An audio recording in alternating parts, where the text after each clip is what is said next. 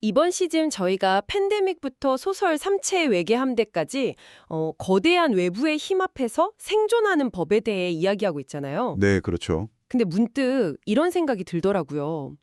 도대체 보이지도 않는 미래를 개인이나 조직이 어떻게 대비할 수 있는 걸까요? 대부분은 일단 과거 데이터를 쭉 늘어놓고 보죠. 아, 그렇죠. 작년에 10% 성장했으니 내년에도 비슷하겠지 하고 그냥 자를 대고 선을 긋는 것처럼요. 네네. 하지만 역사가 그렇게 만만했던 적이 단 한 번이라도 있었나요?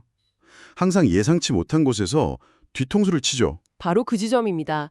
그래서 오늘은 당신이 보내주신 위키백과 시나리오 플래닝 항목을 가지고 이 과거에 대고 줄 긋는 방식에서 벗어나서 뭐랄까 불확실성의 파도를 타는 법을 이야기해보려고 합니다. 아, 군사전략가나 글로벌 대기업 CEO들이 쓰는 그 방법이요? 네, 맞습니다. 미래를 대하는 아주 특별한 사고방식, 바로 시나리오 플래닝에 대해서요. 이게 사실 미래를 맞추는 점치기나 예언과는 완전히 다른 게임이거든요. 다른 게임이다. 네, 오히려 정답이 없는 여러 미래를 미리 머릿속으로 생생하게 살아보고 어떤 미래가 닥치든 무너지지 않는 그 단단한 맷집 있잖아요. 맷집이요. 네, 즉 회복력을 기르는 훈련에 가깝습니다. 오늘 이 방법을 통해서 어떻게 한 기업이 최악의 위기에서 살아남았는지 그 전설적인 이야기를 파헤쳐 보면서 우리 삶에도 적용할 수 있는 힌트를 찾아보죠. 좋습니다. 한번 시작해 볼까요? 자, 그럼 먼저 이것부터 확실히 해야 할 것 같아요. 방금 말씀하신 과거 데이터에 줄 긋는 방식, 이걸 전문 용어로는 예측, 포캐스팅이라고 하잖아요. 네, 예측이죠. 이게 왜 그렇게 위험할 수 있는 거죠? 듣기에는 되게 합리적인 방법 같은데요. 합리적으로 보이죠. 그게 바로 함정입니다. 아, 이런 단선적 예측의 가장 큰 문제는요. 우리에게 미래는 통제 가능하다는 아주 위험한 착각을 심어준다는 겁니다. 미래는 통제 가능하다. 네, 마치 자동차 계기판만 보고 운전하는 것과 같아요.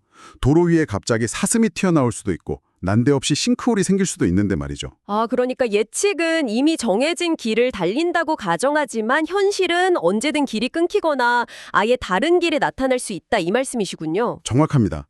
그래서 많은 기업들이 만드는 그 비상계획, 컨틴전시 플랜 같은 것과도 근본적으로 달라요. 비상계획이요? 네, 비상계획이라는 건 플랜 A가 실패하면 플랜 B로 간다는 일종의 예비 타이어 같은 개념이거든요. 그렇죠. A 도로가 막히면 B 도로로 우회하는 정도의 계획. 네, 아니면 민감도 분석, 센시티비티 애널리시스라는 것도 있는데 이건 변수 하나를 살짝 비틀어 보는 거예요. 변수 하나요? 네, 유가가 10% 오르면 우리 수익은 얼마나 줄어들까 하고 계산해 보는 거죠. 하지만 현실에선 유가 10% 오르면 환율도 요동치고 소비 심리도 얼어붙고 경쟁사는 이상한 신제품을 내놓는 등 수십 개의 변수가 한꺼번에 춤을 춥니다. 와, 말씀하신 걸 들어보니까 기존 방식들은 하나의 정해진 미래를 가정하고 거기서 약간의 변수만 고려하는 거라면 시나리오 플래닝은 아예 판 자체를 여러 개 깔아놓고 시작하는 느낌이네요. 바로 그겁니다.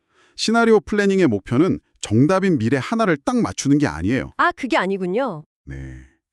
대신에 이러할 법하지만 생각하면 좀 불편한 그런 미래에 대한 이야기를 여러 편 써보는 겁니다.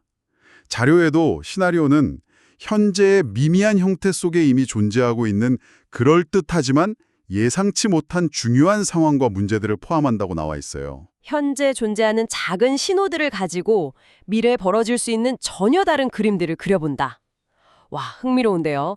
이게 그냥 상상력 훈련이 아니라 실제 비즈니스 도구로 쓰인다는 게 신기하네요. 그래서 로열 더치 쉘이라는 회사가 내린 정의가 아주 인상적입니다. 오, 뭐라고 했는데요? 그들은 시나리오 플래닝을 특정 전략을 세우기 전에 우리가 세상을 바라보는 방식 자체를 바꾸는 과정이라고 했어요. 세상을 바라보는 방식 자체를 바꾼다. 네, 답을 찾는 게 아니라 미래를 보는 관점 자체를 유연하게 만드는 뭐랄까 정신적인 스트레칭인 셈이죠. 정신적인 스트레칭이라. 좋습니다. 그럼 이 스트레칭이 실제 경기에서 얼마나 위력적이었는지 그 전설적인 사례로 넘어가 보죠. 이게 바로 1970년대 전 세계를 강타했던 오일 쇼크와 로얄 더치 쉘의 일학이죠. 네, 1973년 전 세계 경제가 말 그대로 무릎을 꿇었던 사건입니다. 네. 당시 대부분의 에너지 기업들은 정말 속수무책으로 당했지만 유일하게 로얄 더치 쉘만은 달랐습니다. 그리고 그 중심에는 피에르 왁이라는 놀라운 인물이 있었죠. 다른 회사들은 다들 에이 설마 유가는 계속 안정적이겠지? 하는 그 공식적인 미래에 안주하고 있을 때 쉘의 피에르 왁 팀은 대체 뭐라고 있었던 건가요? 그들은 당시로서는 거의 SF 소설 같은 시나리오를 쓰고 있었습니다. SF 소설이요? 네, 바로 석유를 독점 공급하던 중동의 산유국 연합, 즉 오펙 카르텔이 석유를 정치적 무기로 사용해서 전 세계에 대한 공급을 끊어버리는 시나리오였죠. 잠깐만요. 당시 오펙이 석유 시장의 절대 강자였다는 건 알지만 그들이 정말로 수도꼭지를 잠가버릴 거라고 상상하는 건 정말 극진적인 생각이었겠는데요? 그렇죠. 당시 대부분의 서구 기업들에게 오펙은 그냥 비즈니스 파트너였지 세계 경제에 목줄을 쥔 정치적 실체라고는 생각하지 않았어요. 하지만 피에르 와게 팀은 세계의 힘의 균형이 변하고 있다는 그 작은 신호들을 놓치지 않았습니다. 아, 그리고 그 상상할 수 없는 시나리오가 현실이 되었을 때 어떤 연쇄 반응이 일어날지 마치 영화 시나리오를 쓰듯 아주 구체적으로 묘사하고 시뮬레이션까지 했습니다. 말 그대로 미래를 예행 연습한 거네요. 머릿속으로 재난 영화를 한 편 찍어본 거나 마찬가지군요. 그게 실제 위기가 닥쳤을 때 어떤 차이를 만들었나요? 모든 게 달랐습니다. 1973년 실제로 오펙이 석유 금수 조치를 단행하자 다른 기업들은 충격과 혼란에 빠져서 허둥댔습니다. 네. 주가는 폭락하고 공장은 멈췄죠. 하지만 쉘의 경영진에게 그 상황은 처음 겪는 생소한 충격이 아니었어요. 아, 이미 피에르 왁의 시나리오를 통해 머릿속으로 수없이 겪어본 위기였거든요. 이미 머릿속에 지도가 있으니 어둠 속에서도 어디로 가야 할지 알 수 있었겠군요. 맞습니다. 그들은 패닉에 빠지는 대신 시나리오에서 논의했던 대로 즉각 행동에 나섰습니다. 생산량을 조절하고 재고를 관리하고 대체 에너지 투자를 시작했죠. 와, 자료에 인용된 말이 딱 맞아요. 시나리오 플래닝의 가치는 정책 입안자가 실제 생활에서 경력의 치명타를 입을 수 있는 실패를 감수하지 않고도 안전하게 실수를 저지르고 그로부터 배울 기회를 주는 것입니다. 실패를 안전하게 해볼 기회. 네, 쉘은 그 기회를 제대로 활용한 거죠. 그 결과 이 위기를 기회로 삼아 업계 7위에서 세계 2위의 거대 기업으로 도약하게 됩니다. 와, 이건 정말 대단한 이야기네요.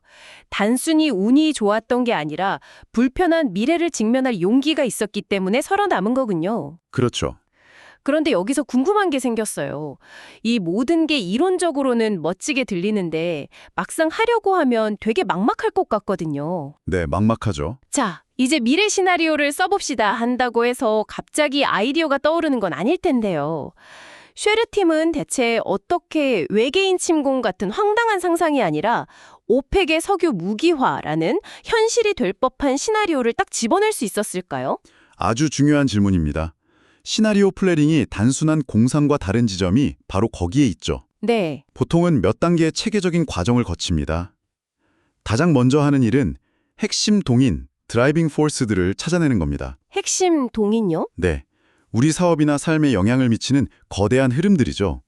기술, 경제, 사회, 정치 같은 것들이요. 일단 우리를 둘러싼 환경에 어떤 큰 힘들이 작용하는지부터 파악하는 거군요. 네, 그리고 그 다음 단계가 핵심인데 그 동인들 중에서 가장 중요하면서도 가장 예측하기 어려운 두 가지 핵심 불확실성, 키 언설텐티즈를 골라내는 겁니다. 가장 중요하고 가장 예측하기 어렵다. 쉘의 경우엔 그게 뭐였을까요? 겁니다. 이게 계속 서구 기업들에게 있을 것인가 아니면 산유국 카르텔로 넘어갈 것인가 하는 문제죠. 그렇군요. 그리고 다른 하나는 글로벌 정치의 안정성 같은 것이었을 수 있고요. 아, 그래서 그 두 축을 가지고 EX 매트릭스를 그리는 거군요. 학교에서 배운 것 같아요. 가로축과 세로축이 있고 사분면이 4개 나오는 거요. 맞습니다. 바로 그 EX 매트릭스가 4개의 서로 다른 미래 세계를 보여주는 지도가 됩니다. 4개의 미래 세계. 예를 들어 쉘의 경우라면 이런 4개의 세상이 나왔겠죠. 첫째, 석유 통제권은 서구에, 정치도 안정적인 세상.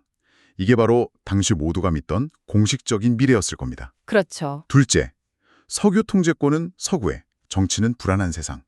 셋째, 석유 통제권은 오펙에, 정치는 안정적인 세상. 그리고 마지막 넷째가 바로 석유 통제권은 오펙에, 정치도 불안한 세상.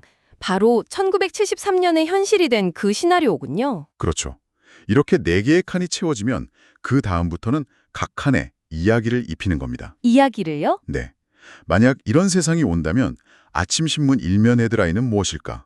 사람들은 어떤 차를 몰고 정부는 어떤 정책을 발표할까 하고 구체적인 서사를 만들어가는 거죠. 아, 이 과정을 통해 경영진은 단순히 보고서를 읽는 게 아니라 4개의 다른 미래를 머릿속으로 체험하게 되는 겁니다. 그렇군요. 단순히 계획 A, B, C, D를 만드는 게 아니었네요. 조직 전체가 여러 미래에 대한 면역력을 키우는 과정에 가까워 보입니다. 오, 면역력? 네. 어떤 바이러스가 유행하던 대비할 수 있도록 여러 종류의 백신을 미리 맞아보는 것처럼요. 최고의 비유입니다. 그래서 시나리오 플래닝의 최종 목표는 회복력을 기르는 겁니다. 회복력. 그런데 여기서 말하는 회복력은 그냥 위기를 잘 버틴다는 수동적인 의미가 아니에요. 오히려 반취약성에 가깝습니다. 반취약성이요? 깨지기 쉬운 것의 반대라는 뜻인가요? 네, 보통의 계획은 예상치 못한 충격을 받으면 깨져버리죠. 네. 좀 더 나은 계획은 충격을 견뎌냅니다. 하지만 시나리오 플래닝으로 단련된 조직은 충격을 받았을 때 오히려 더 강해지고 더 똑똑해집니다. 아, 충격을 받고 더 강해진다. 네, 이미 머릿속으로 겪어본 위기에서 배운 게 있기 때문이죠. 위기가 닥쳤을 때 약점을 보완하고 새로운 기회를 포착하는 능력이 생기는 겁니다. 쉘이 그랬던 것처럼요. 이 지점에서 쉘이 사용했다는 또 다른 원칙이 정말 영리하다고 생각했어요. 시나리오를 만들 때 단순히 긍정적인 미래와 부정적인 미래처럼 흑백으로 나누지 않았다고요. 네, 그건 아주 중요한 원칙입니다. 피에르 왁은 2개의 시나리오가 서로 정반대가 아니라 상호 보완적이어야 한다고 강조했습니다. 상호 보완적이요? 네, 만약 좋은 미래와 나쁜 미래를 제시하면 경영진은 듣기 좋은 좋은 미래 시나리오만 선택하고 나머지는 무시해버리기 쉽거든요. 아, 그럼 결국 다시 하나의 미래만 바라보는 단선적 예측의 함정에 빠지게 되죠. 듣고 싶은 것만 들으려는 인간의 본성을 간파한 거네요. 그렇죠. 그래서 예를 들어 모두가 행복한 지속 가능한 세계와 모두가 불행한 파괴적인 세계를 만드는 게 아닙니다. 그게 아니고요. 네. 대신 환경 규제가 강해지고 공동체가 중요해지는 세계와 기술 발전이 가속화되고 글로벌 상업주의가 판치는 세계처럼 어느 한쪽이 명백히 좋거나 나쁘다고 말할 수 없는 아, 각기 다른 기회와 위협을 가진 동등하게 발생 가능한 미래들을 탐색하게 만드는 겁니다. 그래야 경영진이 어느 한쪽을 무시하지 않고 두 시나리오 모두에 진지하게 대비하게 되니까요. 듣다 보니 이건 단순히 기업 전략을 넘어 생존의 본질과 맞닿아 있다는 생각이 듭니다. 미래를 완벽하게 맞춘 사람이 이기는 게 아니라 어떤 미래가 오든 적응할 수 있도록 준비된 사람이 살아남는다는 교훈 말이에요. 맞습니다.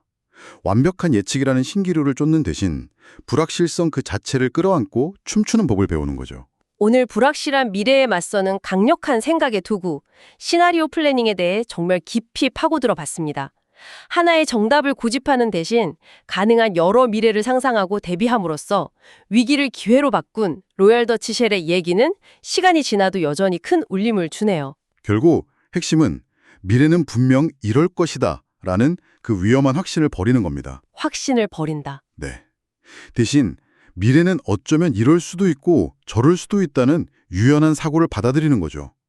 그리고 놀랍게도 바로 그 고민의 과정 자체가 조직과 개인의 생존 체력을 길러주는 가장 확실한 방법입니다. 여기서 마지막으로 정말 흥미로운 질문 하나가 떠오릅니다. 네. 당신이 보내준 자료 마지막 부분에 이런 내용이 있었어요. 사회적 예측은 때로 그 예측 때문에 스스로를 파괴하는 자기 파괴적 예언이 될 수 있다는 거죠. 아, 자기 파괴적 예언이요? 네.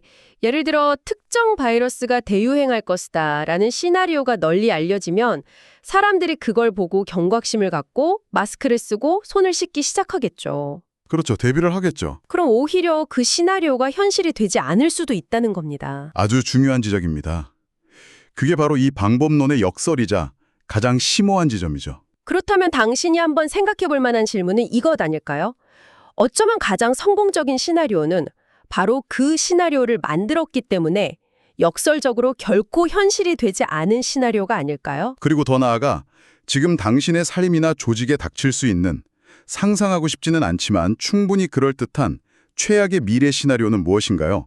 그리고 그 시나리오가 단지 머릿속 이야기로만 남게 하려면 오늘 당신은 무엇을 해야 할까요?